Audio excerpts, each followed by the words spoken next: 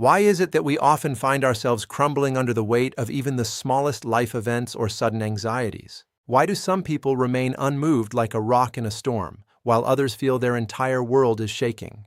This is not merely a psychological issue, it is a profound philosophical question about how we should truly live our lives. Seneca, a renowned politician and philosopher of the Roman Empire, devoted his entire life to finding the answers to this question.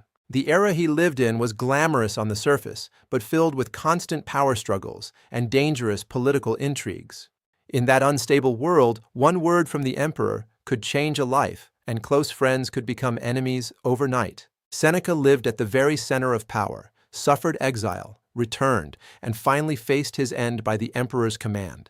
He was not just a theorist, he was a man who experienced firsthand how the human mind can collapse under fear. Therefore, his central question was simple: how can the human mind remain unmoved even when the entire world is shaking? Seneca taught that most of our suffering comes not from the events themselves, but from how we choose to interpret them. Under the same reign, one person may feel deep misery while another accepts it as a simple, natural part of life. In the face of failure, some see it as the end of their life, while others view it as a fresh start. Seneca argued that this perspective is the ultimate power of the human spirit, allowing us to rise above any external circumstance. We cannot control external events, but we have absolute control over our own judgments and our reactions to those events. This core Stoic principle transforms us from slaves of the external world into the true masters of our own minds. Seneca specifically identified our fear of the future as the primary reason why so many of us suffer so deeply. People often begin to suffer from events that have not even happened yet, living in a state of perpetual, anticipated dread. The thoughts of potential failure, loss, or the judgment of others break our spirits. He called this imaginary suffering. The pain created by our imagination is often far more debilitating than the actual suffering we eventually encounter in reality. To counter this, Seneca emphasized the training of our minds to look at reality exactly as it is, without added fear. His own life served as a powerful testament to this philosophy during his difficult years of exile on a remote island. By the order of Emperor Claudius, Seneca was abruptly removed from the center of power and sent to Corsica. A man who had lived at the peak of Roman influence was suddenly transformed into a lonely exile on a distant island. While many would have been consumed by bitterness, Seneca chose to use that time for deep philosophical reflection and growth. During this period of isolation, he produced the letters and essays that would eventually shape Western moral and ethical thought. Later, he returned to the heart of Rome to become the tutor and advisor to the young future emperor Nero. However, even at this new height of influence, the political environment he navigated remained fundamentally unstable and treacherous for him. Eventually, the erratic Nero ordered his own teacher to take his life, a victim of the emperor's paranoia and tyranny. Seneca accepted this final command with remarkable calm and dignity, discussing philosophy with his friends until his very last breath.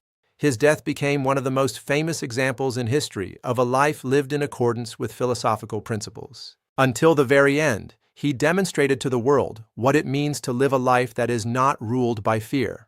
The core message that Seneca speaks to us today is both remarkably clear and deeply relevant to our modern lives.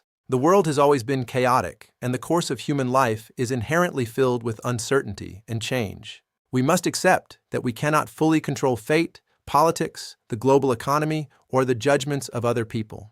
However, every human being possesses one absolute internal freedom, the freedom to choose the state of their own mind. Whether we choose to be angry or calm, to despair or to take on a challenge, is ultimately our own decision. Seneca emphasized 3 specific attitudes that can help us make our minds firm, resilient, and virtually unbreakable. First, we must practice living a life that is fully focused on the present moment, here and now, without regret.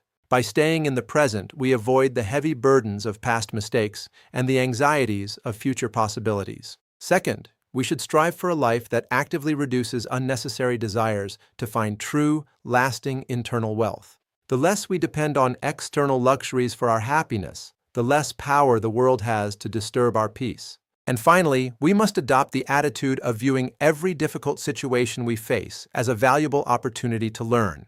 When we see challenges as training for our character, they lose their power to frighten or discourage us anymore. One who holds these three attitudes will not be shaken no matter how much the external world may fluctuate. As he wisely said, true happiness is not an external condition, but a state of the human spirit itself. Through this understanding, we can begin to see life's problems not as obstacles, but as essential opportunities for mental training. We come to understand that failure and crisis are not the end, but a necessary and vital part of our growth.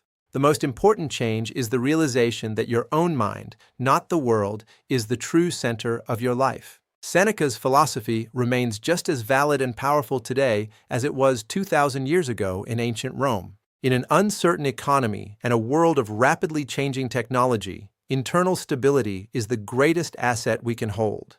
He teaches us that, while we cannot stop the storms of life, we can build a mind that remains unmoved.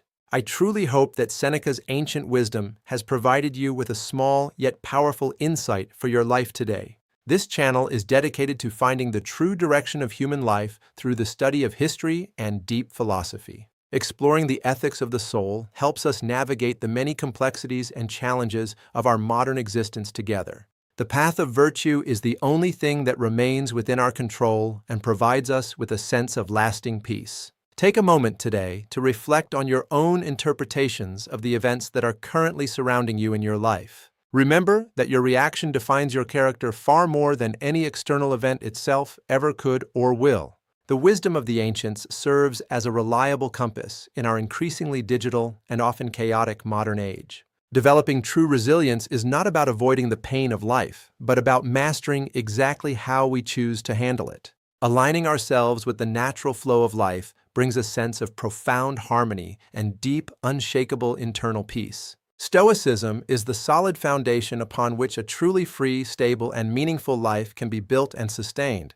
May you always find the strength to be the master of your own soul in every circumstance you may face. Philosophy is not just a mere hobby. It is a vital and essential tool for surviving the complexities of the human condition. Internal peace is the first and most crucial step toward creating a more understanding and peaceful world for everyone. I am Dr. Jongmoon Ko, also known as James Ko, and I am dedicated to spreading the light of humanities and philosophy.